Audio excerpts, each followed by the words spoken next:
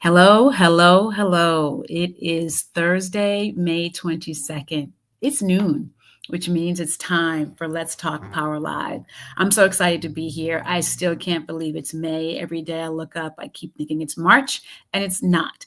And by the weather that's surrounding me, it feels like March, even though it's supposed to be warmer. It's a little dreary outside. The skies are a little bit gray. Um, but it's a thankful Thursday because every Thursday, one of the things I love most about this day is the ability to stop and be intentionally thankful. Research has shown the significant benefits of being intentionally thankful. And as I shared with you in some of our earlier sessions, our family actually stops as a whole and we text each other and let us know what we're thankful for. So for today, I am thankful for a full day yesterday of reflection. I take one Wednesday a month and I stop. And it's called my Worship Wednesday. And I stopped for my Worship Wednesday yesterday, and it was wonderful and insightful. And I'm grateful for the opportunity to be able to do that. What are you thankful for today? Always remember to take time and be intentional about it. So, who am I? I am Dr. Tanji Reed Marshall. I am the CEO and principal consultant of Liaison Educational Partners. What do? We support educators at every level, from the state down to the classroom, because we believe every student deserves a leader and an educator equipped with the mindset, with the skill set, with the tools and resources to ensure they get the excellent education they deserve. We focus on three critical areas: the curriculum, the instruction, and the culture. Because from my experience as a classroom teacher and as a district leader as well, I know the trifecta of those three are really important to a solid institution and to a solid learning environment. If any one of those is depleted, the other two are depleted. They are inextricably linked. And so our focus is to really help educators. And for me, an educator is someone at the leadership level who leads a state, who leads a district, who leads a building, who leads a classroom. When those leaders are secure and clear about the inevitable intersection of curriculum, instruction, and culture, students win. So that's what we do. We help educators really ensure that students get an excellent education. And I'm so excited to share that with you. This week, we are talking about leaders. We're talking to leaders, and we really are focusing on the end of the year. The end of the year is it's exciting, it is draining, it is inevitable because it's going to happen. And you know what? The end of the year comes faster than most of us really even believe. If we were being honest, when we go back to July or August or September, whenever you started, you probably felt this day was never going to come. And in March, you were probably dragging your feet to work every day because March tends to be a longer month. And then you look up, it's testing season. And here we are in May at the end. And so our session today is really going to be looking at where we've been over the last few weeks and really looking at data, decisions, and leadership. So let's go ahead and get started. But my first question is always, do you have your book?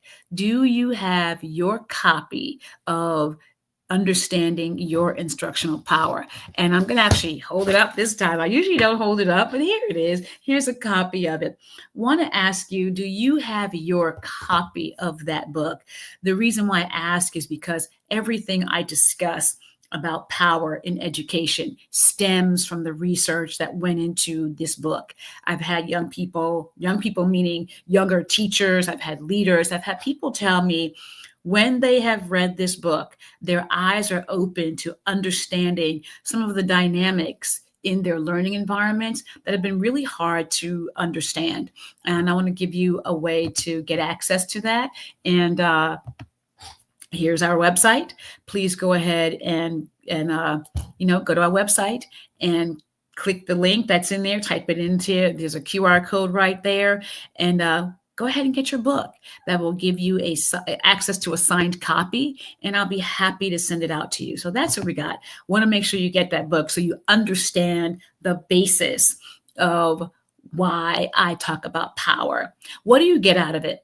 You get tools, you get actionable steps, and you get the ability to stop for a moment and reflect on some of the influencing factors that shape your decision making. That is why Understanding Your Instructional Power is a book you should get and really bring your team together. If you are a leader, I will tell you this book is talking to teachers initially, but as a leader, you know when you talk with teachers, you're talking with everybody else in your environment. So if you're a leader, because it doesn't say leaders, don't be afraid. Go ahead, jump in, grab your copy. So, as I shared earlier, one of the things that we do at Liaison is to really support leaders across all levels. We look at a 5-phase process of partnership, and we help organizations learn, we help them plan, we help them apply, we help them evaluate, and we help them integrate. Learning and leading and change take time. And so through this process, we have found it to be one, cyclical, and we have found it to be instructionally iterative, because in education, we know that we are all about action. We are problem solvers, we are doers, but oftentimes we problem solve too quickly. We don't take time to step back and do some critical learning about our environment. We don't get close enough to the underlying issues before we start enacting, before we start putting structures and plans in place. And through our process, we help our leaders really stop for a moment and do some critical learning, and then strategic planning, actionable application. We believe in the power of evaluation.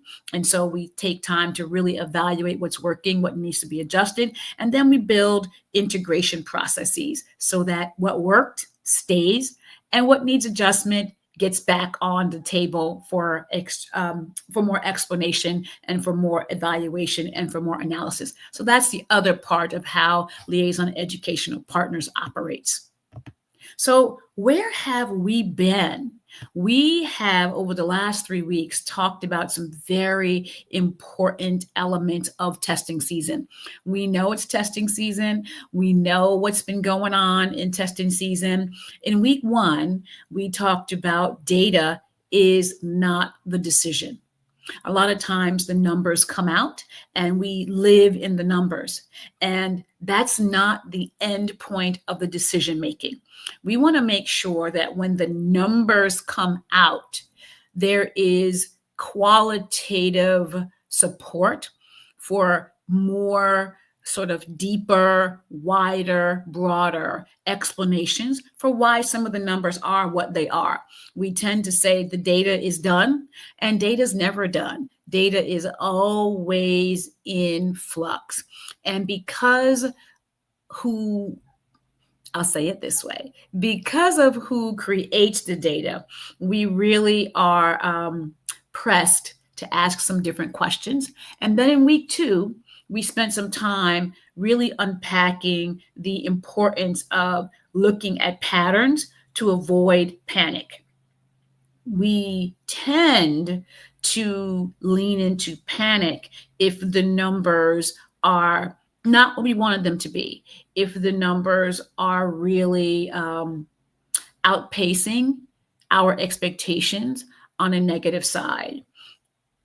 When the year happens and we've been assessing a lot, there are places where young people get assessed every 4 to 6 weeks. And if you know how the brain works, that 4 to 6 week window does not necessarily tell you what is learned. It can give you insights to what is being done. It can give you information about compliance. It may not let you know what was learned specifically. And so as we think about what it means to avoid the panic, want to ensure that across the school year, we have looked strategically at the patterns that have come out. And that is what we focused on in week 2. Well, last week, we talked about interpretation and leadership. And we said that that data is not going to interpret itself. It requires multiple voices. It requires a leader voice. And in this case, the leader could be at the state level, district level, or building level. It also requires an educator voice, meaning the educator who leads the classroom. And it also, most importantly, and yet least invited, it requires the student voice. And a lot of times the student voice on data is left out. They take the assessment, they do the classwork, they complete the assignment, and they get back a grade. Sometimes they get feedback, sometimes they don't get feedback. But what they absolutely do not get is a voice, an authentic invitation to the data development table. And when I say data development, what I mean is they do not get an invitation to learn how questions are crafted, how to understand what is actually being assessed, and they most certainly do not get the opportunity to learn how to make sense of these high stakes data points and these high stakes outcomes. And these high stakes outcomes really drive their next steps. And they really need to be at the table every time we say that students are at the center, and yet we keep them out of the data discussions. We are using language only, and the language is not strong enough to really authentically include the students at the center in the way that we say we want. If you want students truly at the center, and you truly want students agentic in their approach to their learning, giving them access to their data in a meaningful way is a surefire ticket to helping them take ownership in their learning. And then we talked about what many students and educators have been feeling. It is a lot. I've been there on multiple sides, and I know this time of year can be very stressful. And what are they feeling? They are feeling elevated cortisol. Cortisol is good, and yet too much of it is bad. It is not cultivating the confidence we want educators to feel in the job that they have done, in the relationships they have built, and it is certainly not cultivating confidence in students in their own belief. They are also and have been feeling prioritizing of performance and not purposeful process. We have been focused on output, output, output. How have you performed? What have you missed? What did you get wrong? We have focused on performance only. And it really have not, in many cases, helped our young people understand what a purposeful process is, and how having a purposeful process in their approach to assessment can really help them, support them, and assist them in doing their best work.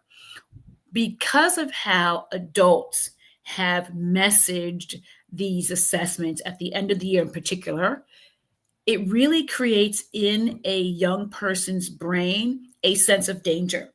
If you are a young person who has, quote unquote, not performed well, every end of the year fills you with anxiety because you begin to think you're not going to perform well again. And the system, your biological response to that repeated feeling of inadequacy creates a sense of danger. The brain's most important function is to keep you alive. And in the sort of instance of these assessments. When the brain registers an assessment as danger, they don't separate physical danger from non-physical danger. It shuts the brain off. It reduces the brain's capacity to make good critical decisions, and it will block a student from doing their best, even a student who really does understand the work critically. And so that cortisol that has been coursing through the system is really, really not cultivating the confidence. And without a real process, it's going to really create a sense that young people are not going to be successful. And then there is this designed disconnection and disruptive doubt. We all have doubts sometimes. All of us have doubts when it comes to high stakes elements of our lives, assessments, projects, relationships, anything. And we're going to have a natural amount of doubt. But at this time of year, the doubt escalates and it really does increase and it is disruptive. And so that's another thing the adults and the students have been feeling this time of year. And then lastly, they feel and have been feeling like they are controlled by compliance. And they're not really being given choice and they're not allowed authentic contribution. And that is something really to think about as we approach how to make testing and assessment more productive. And they can be. So, over the last few weeks, we really have spent time unpacking ways to help educators and students feel as though their choice matters. Not just feel like it matters, but make it matters. I introduced a few tools to help young people gain a process. We talked about how to do some mistake analysis. We talked about how to have some circles where young people are analyzing what they believed the types of mistakes they were going to make. And then upon receiving back their assessments, what kind of mistakes they did make and what could be accounting for the distance between the two. So we really did offer some strategic moves to help you as a leader at any level, and then as a classroom leader as well, to support your students in developing the kinds of processes that will, in fact, build confidence and manage the naturally occurring cortisol that's coursing through their systems. So that's where we have been over the last few weeks. And so today, I want to move into the end of the year. It is here. And I cannot believe it. In about a month, we have high schoolers graduating this week, some graduating next week. We have young people being out in the early parts of June. So in the next few weeks, school is really going to be out in my own neighborhood. The signs are going up. The traffic sign, school is out for the summer, drive carefully. If you live in a suburban neighborhood, you are familiar with those signs admonishing us adults that once school is out, our streets are going to be filled with young people again, not getting on buses. They're going to be jutting out into the streets on their bicycles and chasing after balls. And this is the end of the year. And a lot of times, the end of the year, because testing is wrapping up, young people are having to retest in some ways, because if they did not meet benchmarks, then that means that they have to retest again. The end of the year is marked by routines just getting rushed. People are leaning into, we just want to get this year over, right? And then reflection really turns more reactive, right? It becomes more reaction than actual reflection. And we want the end of the year to have as much intentionality as the beginning of the year has, but not the kind of intentionality that turns to punitive punishment. And a lot of times, because tensions are high, nerves are frayed, and people are tired, there's fatigue, our culture becomes punitive and punishments heightened. because the routines get rushed. Students want to be out, adults want to be out, and we see a heightened amount of discipline. And by discipline, I mean punishments being meted out, more suspensions in school and out of school, longer rates. This time of year, you might have more students just being suspended to the end of the year to clean out, quote unquote, the environment. And so we want the end of the year to not be like that, right? Culture does get replaced with compliance. And there's this sense of we just want to get this over with. That's the year end drift. But it doesn't have to be that way. As a leader, there are strategies, there are structures, there are systems that can be put in place just like you put in place for the beginning of the year. And so want to be thinking about this whole idea of, not the end of the year being adrift as you still think through and analyze your data. And so what last week I introduced our drive tool, and we're going to go back into that tool with a little bit more depth today and ask some leadership questions. One of the critical things leaders ask me about is what am I thinking? Where am I missing? What are some questions I should be asking myself to think to the next level? And here are some questions as you take the data that's coming out. And for me, data is both quantitative and it's qualitative. It's a mixed methods approach to understanding what you are learning, going back to my learn system, what you are learning about your environment. So one of the questions is, what did we prioritize this year and what didn't we? As a leader, you make some very specific prioritization steps. You decide what will be the year's priority. And this year, you want to go back as you end this year and you prepare for the coming year. That's a critical question to ask yourself. What did you prioritize and what didn't you?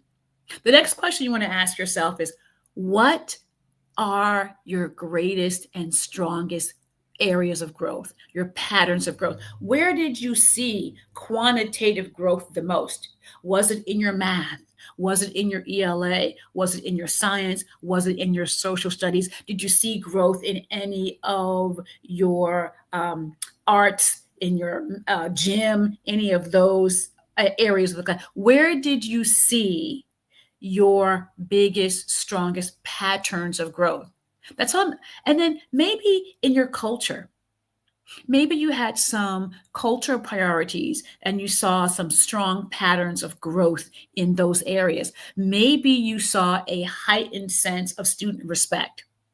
Maybe you took time to make student agency authentic and intentional, and you helped your staff and students really understand what student agency was all about in a real demonstrative way. And you saw growth in that area. So, what were your strongest patterns of growth? And then, what groups are still underserved or unheard? That's an important question to ask. I remember when I was in high school, our high school was big enough to cross two sides of a street. And we had this one place in the high school called the courtyard. And there was a group of students, and this was back in the 80s. So now you know how old I am. There was a group of students who always hung out together in the courtyard. And at that time, the language was grunge. Then it moved to punk. And so all the different terminologies. But that particular group of students were the students who were always dressed in black, who always had dark makeup on. But that was a group of students who remained unheard. That was a group of students who remained underserved because their presentation of self was outside the expected norm. And so they were the group who remained on the outskirts of the school learning environment. So I'd ask you as a leader, when you think about your learning environment, be it the district, be it the state, be it the school, who still remains unheard and unvoiced? And then lastly, and I'm going to say this, What decisions centered equity? I know that equity as a terminology, as a linguistic frame, has been demonized. Equity is a real thing, it exists, and it's important. And our students deserve leaders who are willing to say the word equity. And so I'm going to ask you what decisions centered it specifically and named, and where did you avoid it? Did you avoid it in language, meaning you just didn't say it because of the way in which people who talk about equity have been dealt with? Maybe that's what's happening. But I want you to think about those ideas, right? As a leader, as you get through the end of this year, we don't want it to drift. We definitely want the end of the year to be as strong as the beginning of the year. And we don't want it to be just compliance and punishment. We really want there to be authentic data analysis, a mixed approach to data analysis. And so here's a way to, and I'm going to make this tool available. At the end, you'll be able to get a QR code to scan and get access to this particular tool. Some critical leadership decisions. And this is our drive tool. You want to ask leaders, and I have one for leaders, coaches, teachers, and students. It's a 4-pack tool, but today you can get the leader one just on your own. And if you're interested in all 4, you can let me know. So, what does it mean to drive? Drive means that you're looking at data that in a responsible way, and you are responsive to that data, that your data is instructionally focused, it is valuable, and it is equitable and empowering. And so when you look at this tool, you will see that there are a set of questions that come with each of the letters, right? When we're driving, I'm just going to actually read one to you. When you are driving, you're asking, are we reflecting on our data in multiple ways? Are we taking a multi-pronged approach to understanding data? And as a leader, one of the empowering questions is, how are you preparing educators and students to engage with their data? The data has to have multiple voices in order for there to be equitable interpretation and analysis. And again, if students are at the center, then they need to be at the table as well. So that is our drive tool. We want leaders, like I said earlier, equipped with the mindset, skill set, resources, and tools to ensure every student gets an excellent education. This drive tool is one of those ways to help leaders begin to ensure that the skill sets, mindsets, tools, and resources are in place so students get that excellent education. So, what are your power tools? One of the things I talk a lot about is power, right? And I told you when you get your book, you'll see why.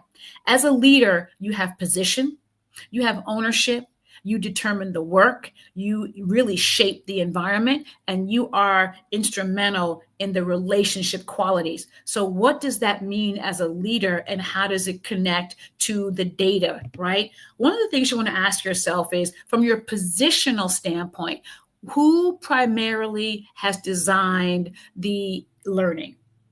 Who has designed it? Who leads it? Is it you, coaches, and your teachers? Are your students involved in the design of the learning itself, the actual acquisition of information and skills?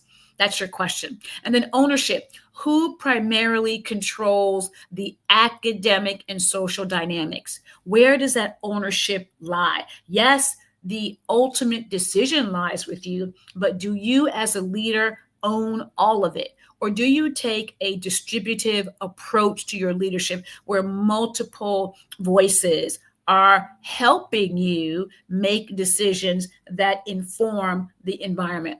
And then what's the work? Does everybody in your purview, under your tutelage and leadership, does everybody know what their work is and how their work is connected to students' learning?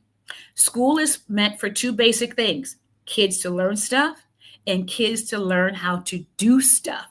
Therefore, that is a question of the work. Does everybody fully understand their role and their work? And who gets to do what work? Is it just you're in your bucket and in your lane and that's what you do? Or are you the leader who allows for there to be a porous line where people are able to move across lanes? And then the environment. The question is, who determines and controls the factors around the environment? How is it set up? How is it structured? And then relationships. Where are the relationships? Who's got them? What's the power dynamic in them? Are they empowering or disenfranchising? And as a leader, you know you've got both of those. You have pockets in your places of people being punitive and disenfranchising, and then you have pockets in places where people are actively working towards building agency into empowerment. And as a leader, the environment and the relationships will determine the work, the ownership, and the positionality. So those are your leadership power tools to think about. And we also have tools that really walk you through how to analyze your learning environment according to these 5 structures as well. So that's what our idea about your data, your decisions, and your leadership is all about. It is about how you understand power. It is about how you drive. It is about ensuring that the learning environment towards the end of the year is positioned for a purposeful beginning to the next year. So, your decisions, right?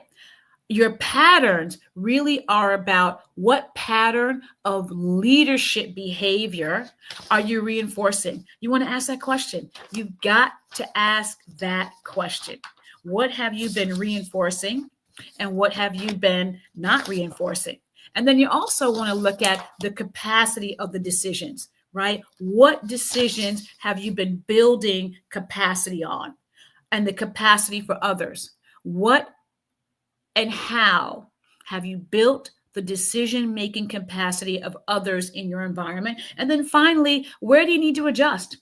You're already planning for next year. What pivots are necessary based upon the qualitative and quantitative data you have learned this year? What kind of planning do you need to put in place for next year? These are your power patterns, right? The power of patterns as a leader you want to be taking into consideration. And then, so let's recap. Let's go back. What have we talked about? Well, we know that data tells a story. It tells a story about your environment. It tells a story about your students. It tells a story about your staff. And ultimately, it tells a story about your leadership. And then we know that you have power, position, ownership, work, environment, and relationships. And that power shapes how you support staff and students in understanding the data. That's critical. We want everybody in the building, in the district, in the state to really have data literacy. We talk about financial literacy. We want them to have data literacy. And then lastly, how you end this year is critical for how you set the stage for the coming year. That's our recap for today. That's where we've been. And I want to invite you to really get today's tool, get that drive tool, and let me know what you think about it. It's going to be the leader drive tool with a set of questions. And then if you're interested and want to take your work to the next step, go ahead and contact me and we'll get you connected to the remaining tools that go with this drive tool. And then couple of things I want to let you know. We do have our big announcement. I announced it last week, and it is really about our on-demand learning opportunities. You should be hearing information about that coming soon. I can't wait for you to get your hands on that. They will be self-directed. It's going to be 7 modules on demand. Learn at your own pace. It's going to be fantastic. Going to help you really begin to get the basics around instructional power. It's called Instructional Power 101. You're going to come in at the introductory level to really learn about what power is all about in education, how your histories have shaped your use and understanding of power, and how it shows up in your learning environment currently. You'll have case studies, you'll be mapping. It's going to be a really great learning experience on demand, just in time for summer learning. And then again, I'm going to ask you, get the book. Let me know how I can get this book to you. And then people often ask me, well, how can we work together? Dr. Marshall, what can I do? How can I work with you? Here are 3 ways we can partner. Number 1, we offer book studies. We have author-led book studies where you come in. It's a 5 to 8 week or 6 week course where I work with you and a team of either leaders and or teachers, and we walk step by step through the book. There is some proprietary tools that are not in the book that you can only get by doing the book study. And then summer's coming, but your fall is already in your mind. You're going to be bringing your teachers and staffs back to school, and you're going to want a powerful way to engage and gear them up for the year. Get me on board for a keynote. That is one surefire way. We have highly rated keynotes above 90% actionable, 90% effective, 90% and above on engaging. That's the kind of feedback we get. So if you want a dynamic keynote to start your year, let me know now so we can get on your calendar. And then, of course, we do curriculum analysis. One of the bases I said, we do curriculum, instruction, and culture. We do a full set of curriculum analysis looking at quantity and quality of representation of people, of topic, and of cultures. So those are the 3 main ways that we can partner together. So I look forward to having you get in touch with us, learning how we can partner and connect. And always, I thank you for your time. It has been a pleasure to be with you today on Let's Talk Power Live. Oh yeah, by the way, if you have not already done so, please like today's session. Please share today's session, and please subscribe to today's session. I should have said it earlier and I did not, but I'm saying it now. Again, like, subscribe, and share. And until next week, have a wonderful day with power.